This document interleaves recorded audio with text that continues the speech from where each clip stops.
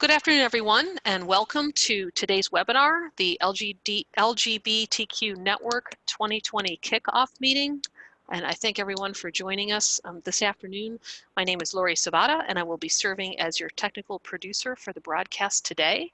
And before we go ahead and get started, I'm going to take a few minutes to run through some housekeeping items, and then we're going to turn it over to our presenters to go through our content for today. I just want to do a quick tech check and make sure that everyone can see and hear.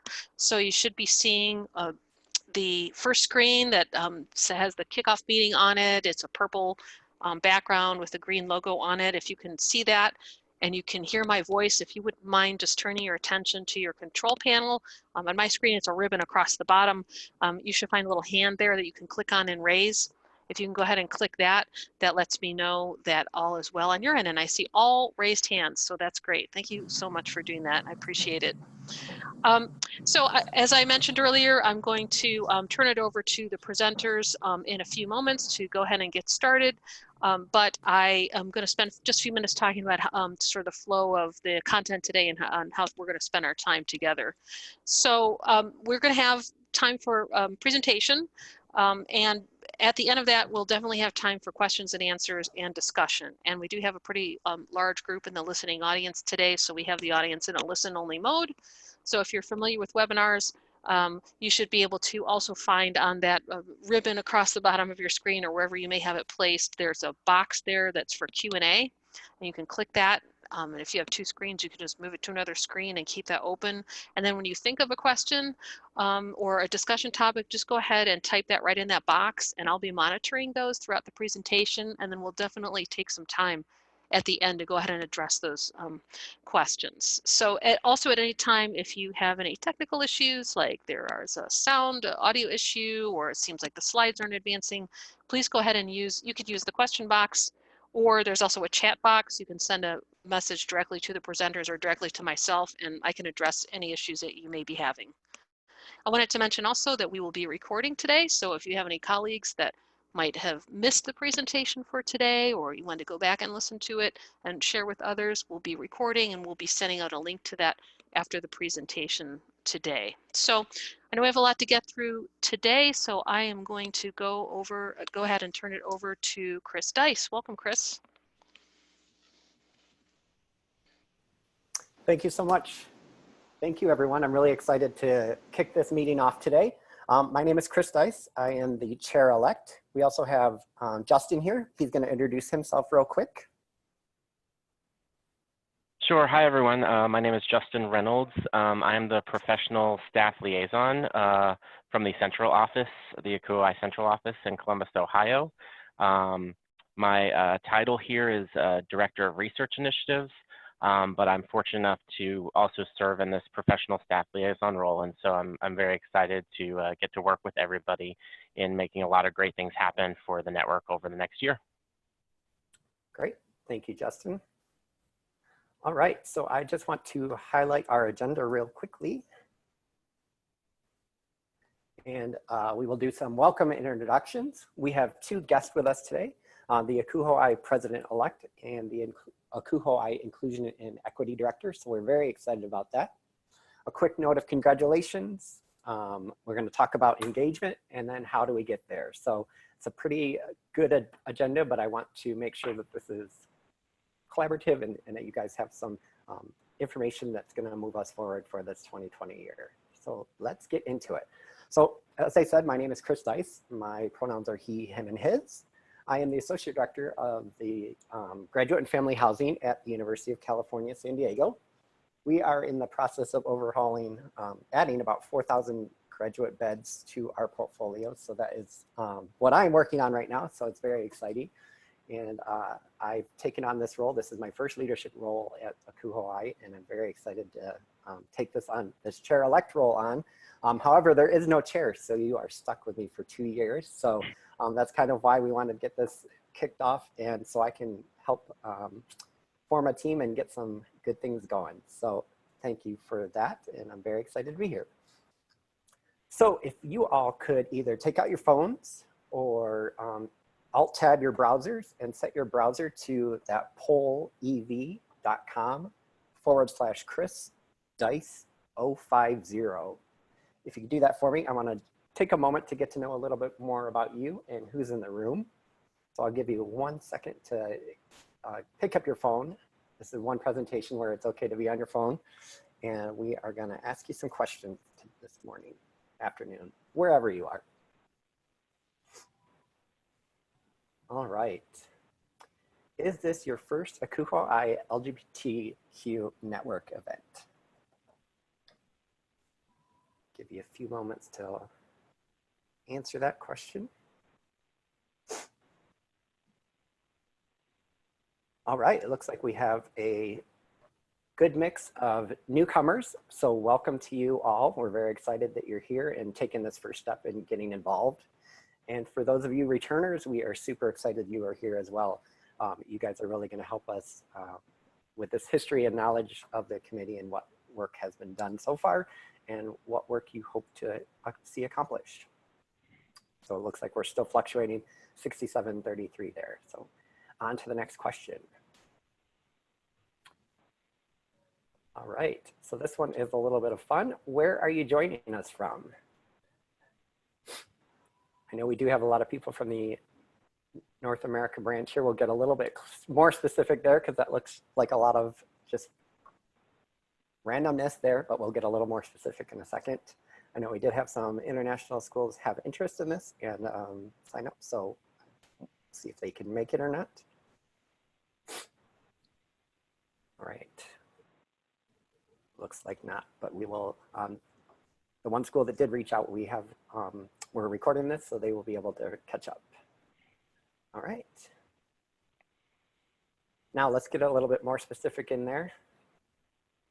Someone from the ocean.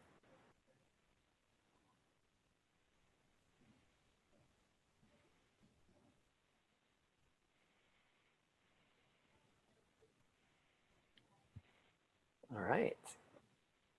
Looks like we have a good mix from across the country. Excited about that as well. Hello to my other California schools out there. All right. How long have you been involved with Akuho'ai?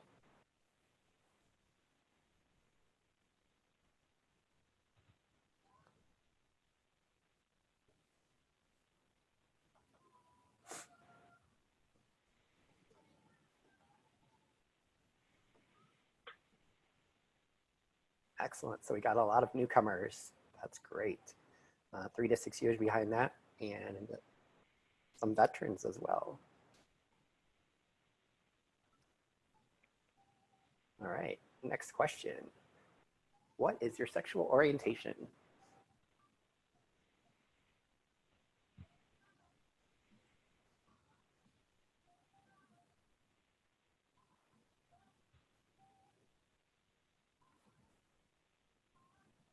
Perfect, we have a mix of everything. That's great.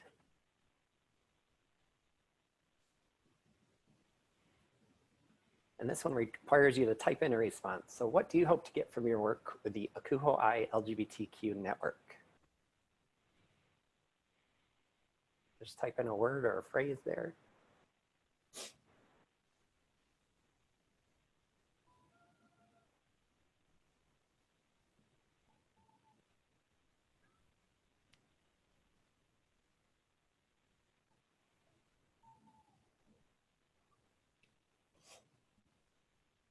Awesome, some great words coming in there. Community, networking, support, collaboration.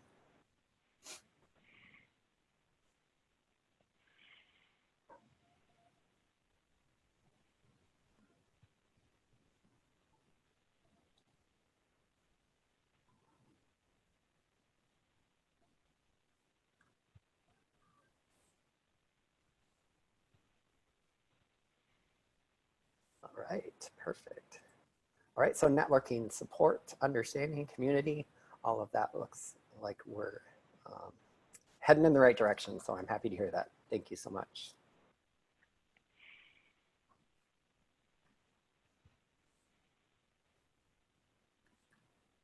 All right, so as I mentioned, we do have 2 guests joining us today. The first one is Peter Galloway. the Assistant Dean of Students at Westchester University of Pennsylvania. Peter, do you mind taking it away? Well, thank you very much, Chris. Certainly appreciate the opportunity to interact here with the network and then provide a little information about ACUA-Y.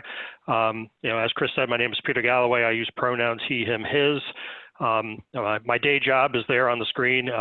My responsibilities focus primarily on our dining program here on campus, as well as facility-related issues for the entire Division of Student Affairs. So that could be housing, dining, campus recreation, student union, and athletics. But in my role with ACUA-Y, I am the president-elect. So that's the middle year of a 3-year term. I was vice president last year, president-elect this year, and I will be president next year, serving throughout the 2021 calendar year.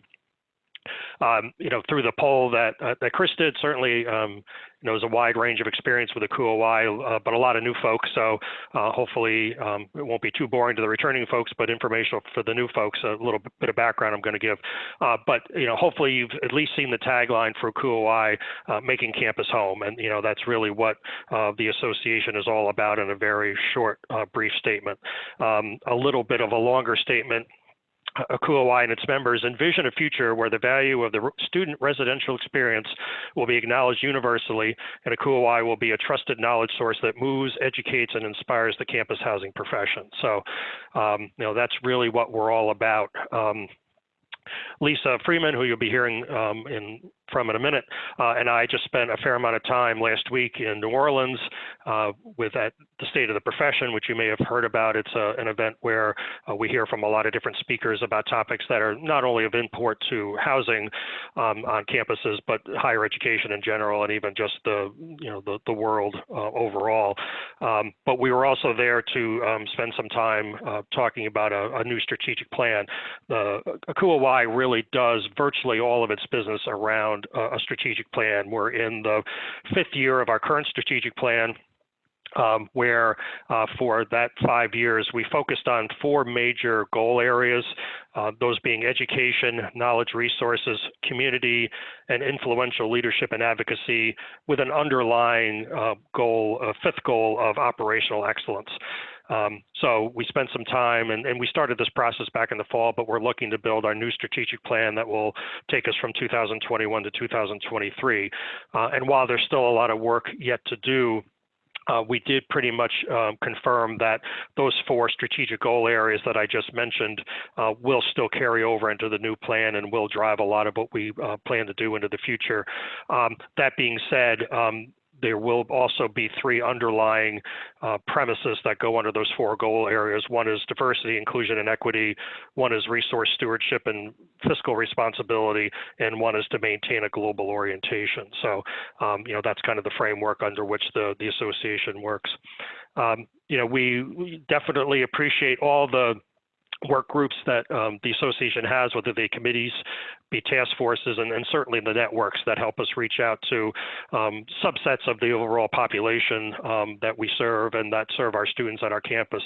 I thought it'd be interesting just to share a few statistics with you so you get an idea of how the community, how the LGBTQA community interacts within the association. The basic statistics that we have is that 12% of our membership identifies as something other than straight. But then to take that a little more narrowly, currently on the executive board, 7% of the members identify something other than straight, although last year that was 22%. So in a small sample size like that, that can certainly vary a little bit back and forth because there's turnover every year, obviously, as new positions get elected. Within our home office staff in Columbus, 22% of the staff identify as other than straight. At our major summer program, the ACUA-Y Conference and Exposition, this past year, 2019, 27% of the attendees identified as something other than straight, and there was 16% of the presenters that identified that way. And then with our awards, which you may have just seen the announcement of those yesterday, 21% of the submissions for awards were people identified as LGBTQ, and that actual 23% of the people who received awards were identified that way. So certainly the folks in the LGBTQ community really do support and participate in what ACUA-Y does, and that's great. And hopefully we can continue to support the things that you need both personally and professionally, as well as the kinds of things that you're doing on your campus. One little bit of information, I'm not entirely sure how this happened, but when the awards were announced yesterday, there was actually one award that wasn't announced, which is the ACUA-Y award, which is the most prestigious award that the association gives out. The person that's receiving that award this year is a gentleman named Chuck Rhodes, who's retired, but he was a longtime residence life staff member at Sonoma State out in California. Why that's relevant within the context of the network is that he identifies as gay, and he's also a person of color, and he was definitely one of the early champions within the association for making sure that the needs and that there were services available for students or for people who identified as something other than straight. So it's great that we're having an opportunity to acknowledge him this year, and he should be at the conference in Portland. So if any of you have an opportunity to interact with him, I would strongly encourage that you take that opportunity. And then just one other thing, and I know Chris is going to mention this in another context in a couple of minutes, but so the ACUA-Y award is the biggest award that the association offers. The foundation does what's called the Parthenon Award, which is the highest recognition for the foundation. One of the 5 people who's receiving that award this year is a woman, Judy Spain, who unfortunately passed away last year, but so she's being awarded posthumously. But she was also a very early advocate for the needs of LGBTQA people, not only within the association, but back on campuses. And she was also a major force within NACUR for a long time. So it would be great to recognize her when we're in Portland. That's when this one's unusual. Usually you don't know the Parthenon winners in advance, but because she has passed away, we're being more public with her recognition. So if you have any connection to Judy Spain or have heard about her, certainly if you want to make a donation in her memory to the foundation towards her Parthenon Award, that would be greatly appreciated. But so I think I'll leave it there. Chris, I'll turn it back to you. Thanks so much, Pete. Lisa, are you available? Are you on?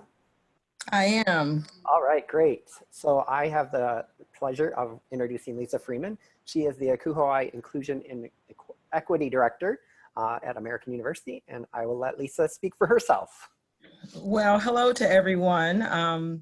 I am excited to be a part of this network and also to be a representative of ACUA-Y by way of being the Inclusion and Equity Director, but more importantly, by being an actual member of the association. Chris and I have had a couple of conversations, not only about the network, but the importance of creating space for people to come together. And whether you're coming together based on a specific identity, or if you're coming together for the goal of creating community, these are sacred spaces for us all. And as the Inclusion and Equity Director, my responsibility is to undergird and support all of the work that's happening around inclusion, equity, access, social justice, diversity, however you want to frame it. And it's so important for all of us to know that you have an association that not only values this work, but provides the resources and support to ensure the furtherance of the work that's happening.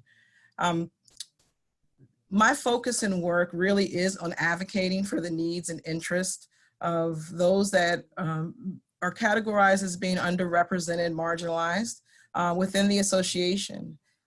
It's important that we can have a voice. And so when we're thinking about underrepresented communities, how do we advance that, the needs that are for for individuals that represent each of those communities. And so I'm excited to work directly with Chris, to work with this network, because there's a tremendous amount of opportunities. What drew me to even run for this type of role was I really want to make sure that there's a seat at the table for everybody. Oftentimes, some of us will sit on the sidelines and don't see a space for us to engage, or see a space for us to share our ideas, or to be completely honest and transparent about what are some of the challenges that we're experiencing. And so my hope is to be a strong advocate, to call attention to the things that aren't working, to help provide solutions, and to help ensure that those that are coming behind me have an opportunity and a space where they feel like not only this association, but the members and the people that they work with collectively are advocating on their behalf. Aside from liaisoning, I think it's important for us always to remember that this really should be the work that we do around inclusion. It should be embedded in everything that we do, be it our policies, our procedures, how we make decisions, how we change course. All of those things should be prioritized within this association. And I'm hopeful that the things that ACUOI are doing are setting the standard for hopefully what you're also seeing on your college campuses and universities. And if not, how can ACUOI think of ways to leverage the work that we're doing so that we might influence the communities that you all are part of on your respective college campuses.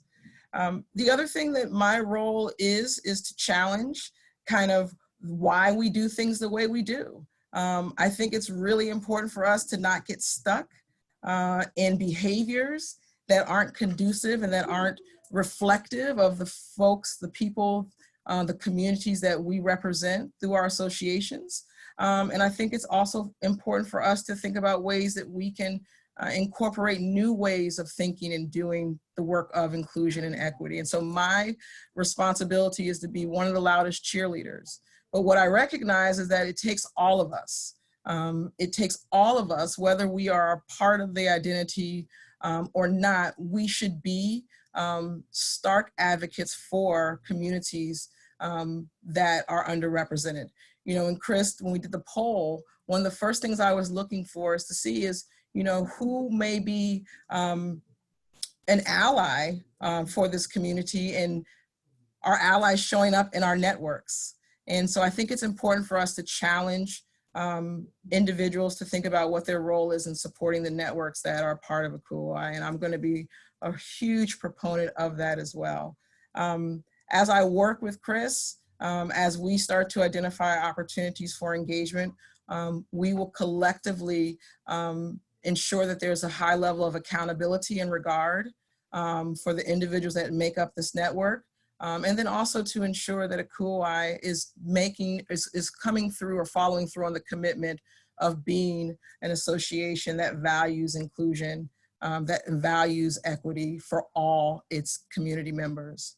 And then the last thing that I will touch on that is going to be important is there will be a new position that will be coming into ACUOI. There's going to be a diversity initiatives manager who will also play a huge role in ensuring that we continue to do this work effectively, that we are doing work that's sustaining, and that we're doing work that's impactful around equity and inclusion. So this new position that will be a part of the main office, I will work closely with them to ensure that the networks that I directly support, and then those that the communities that also may be an extension of the work of inclusion and equity are also being considered. So the LGBT, the professionals of color, as well as the women's network. So I say all that to say that you have an ally, you have someone that's going to be going to bat for not only this network, but for the work that we do around inclusion and equity. And I'm honored, I'm humbled to be a part of that. And however I can be a resource to advancing this work, I most certainly will be available and willing to do so. Thank you so much, Lisa. I really appreciate you and Peter, being on this call and how supportive you've been so far, and your passion and excitement behind this work. So thank you so much. So Peter had talked a little bit about the Judy Spain Award, but I just wanted to highlight this award. So the Judy Spain Award is obviously named after Judy Spain. She was in her career, she was a mentor to many staff and students, as well as an inspiration to LGBTQ individuals and their allies. So this award recognizes individuals who contributed to the GLBT community through activities and interventions that promoted positive growth, development, and education. And Rick Marisi has been announced as the winner of this award for this year. Unfortunately, he couldn't make this call, but I did want to make sure that I announced this and congratulated him. I've worked with Rick, it's been a very long time now, when I started my career in Chicago, and he is well deserving of this award. So I just wanted to take a moment to recognize him and the work that he has done for our community. So thank you, Rick. All right, so we talked a lot right there, and I'm so glad that Lisa kind of wrapped up her comments talking about engagement, because that's really the big goal that I have for 2020, is to really get this network engaged with one another and the work that we do, and to really be visible outside of this network. So those are just kind of the words that I was thinking about for engagement, but you know, it's really important for all of us to be involved in this work and to make each other successful. So to get to that, I wanted to talk quickly about the social media engagement and where you're going to find information about this network. So some of you may have known and have joined the Facebook group. So we do have the ACUHO-I LGBTQ Network Facebook group. That is different than the Facebook page. We're actually going to do away with the Facebook page and strictly stick to the group, just so that we can have that closed group conversation and people can feel safe in that space. So that is the one of the main lines of communication for us. And the second one will be the online community, so the ACUHO-I online community. So if you search for ACUHO-I and online communities, you can find our community there, LGBTQ Network. Join that community and you can see all of our conversations in there. So I'll be posting things in both the Facebook group and the online community. So be sure that you're in one or both of those areas. We'll also be working very closely with ACUHO-I using their Twitter and Facebook pages, as well as their newsletters that go out weekly. So if you aren't in those newsletters or getting those newsletters, please make sure that you update your profile in your ACUHO-I, in the ACUHO-I website, so that you are getting those, at least a weekly digest of what's happening there. And you can also do a digest of the happenings in the online community. So how else do we get there? And so these are kind of the four big buckets that I'm thinking about for this year. So the first one being webinars. So I'll talk about those in a second. Regional representation, educational events, and of course, the annual conference in Portland, Oregon in 2020. So the first one is where I'm gonna really need volunteers, and probably your first opportunity to step up and help out the network will be a March 2020 webinar. And at this point, it's kind of very broad. We would like it to be around TPE and the job search and being a member of the LGBTQ network and community. And then the second one, hopefully around July time period, again, a very general topic of supporting residents who are LGBTQ in our residence halls and how we can support them. So those are the two kind of webinars. They would run much like this one is running. We would have 3 to 4 speakers and a facilitator and just kind of talk about best practices and things that they've learned throughout their career, and not a whole lot of commitment, but something that I think is very beneficial for not only the network, but for ACUHO-I in general. So that's the first way that we're going to get some engagement involved. The second one is through the academic initiatives and business operations conferences. So those conferences happen each year. There are many opportunities, we think, for networking and a lot of opportunity to really expand the network at these conferences. So the academic initiatives and business operations conferences chairs have both reached out to all of the networks and really want us to focus in on what we can provide at these conferences. So right now, it's kind of a just kind of a quick meetup. Not necessarily the network is there, but those people can kind of meet. So let's say the LGBTQ community just meets in a ballroom, and then that's kind of it. So we're hoping to have a much more structured interaction and some structured either outings or however. So I'm going to need some support in that initiatives as well. And then of course, regional representation is very important. So we know that the regions are there and we have really good turnout at those regional conferences.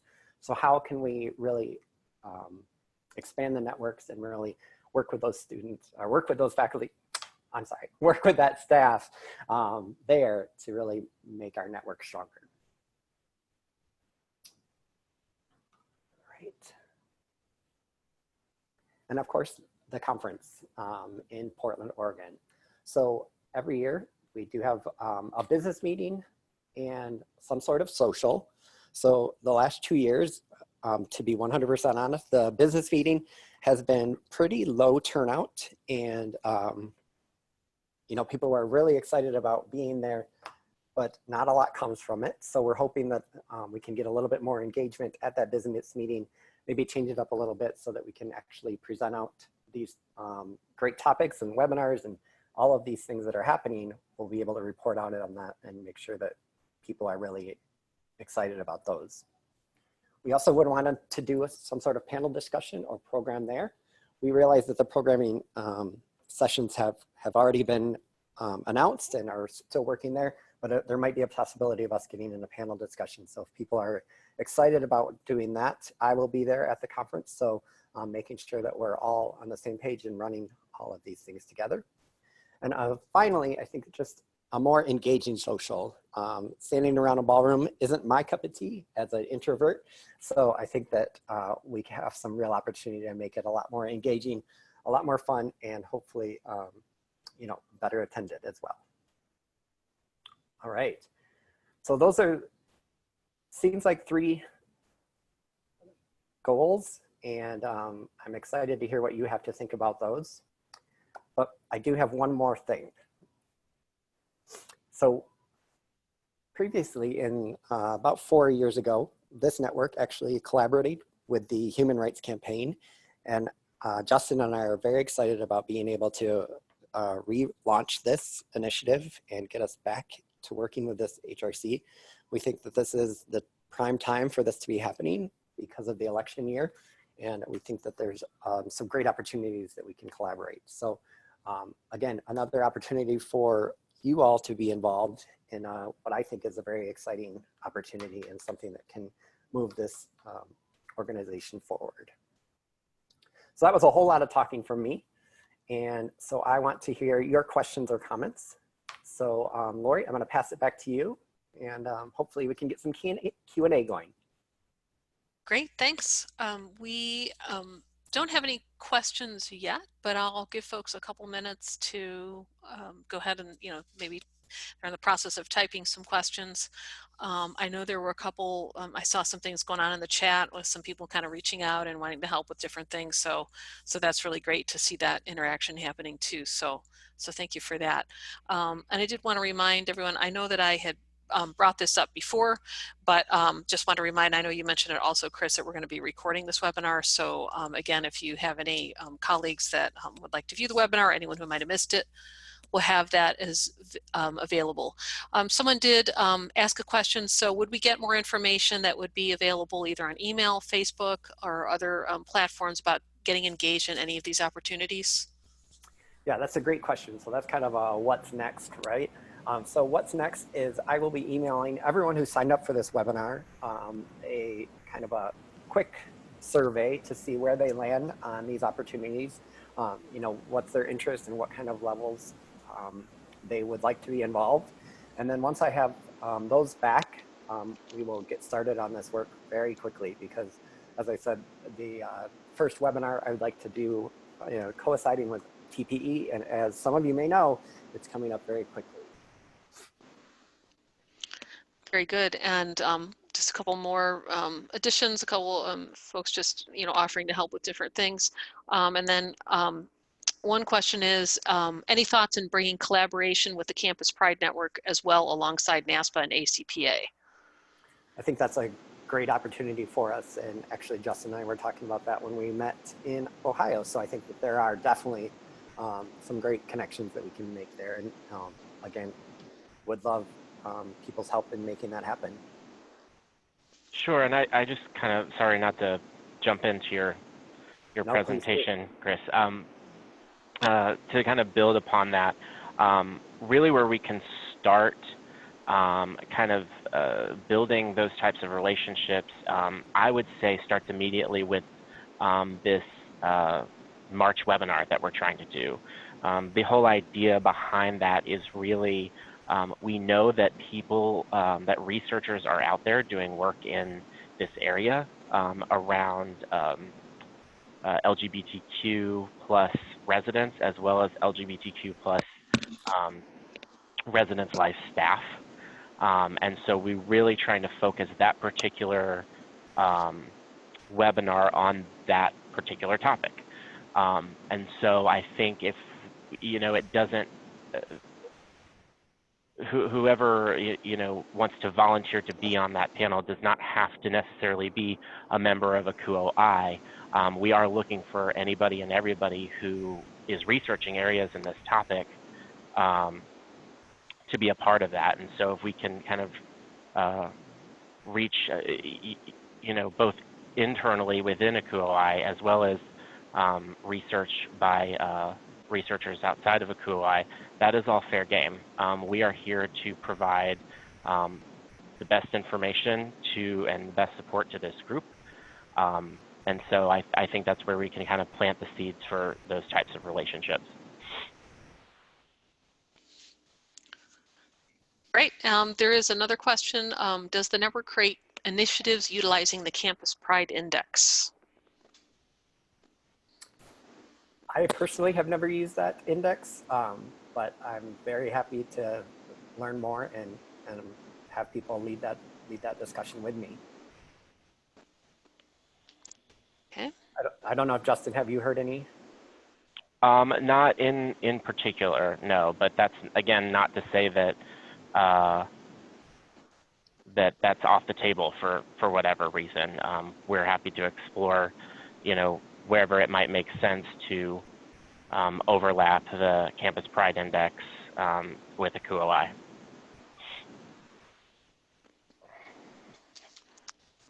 Great. Okay, I don't see any more questions for now, but I would assume that if people want to reach out, they can reach out to you, Chris or Justin, through email, or what would be the best way to do that?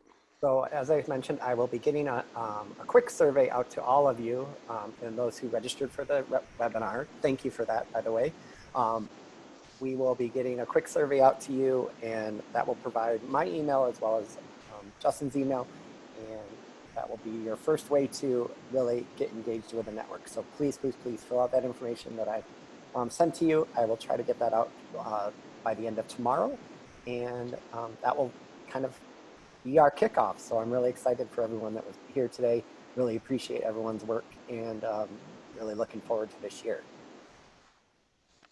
All right, very good. Thank you, Chris, and thank you, Justin and Lisa and Pete for leading the meeting today. I think this is really valuable, and also thank you to our listening audience as well.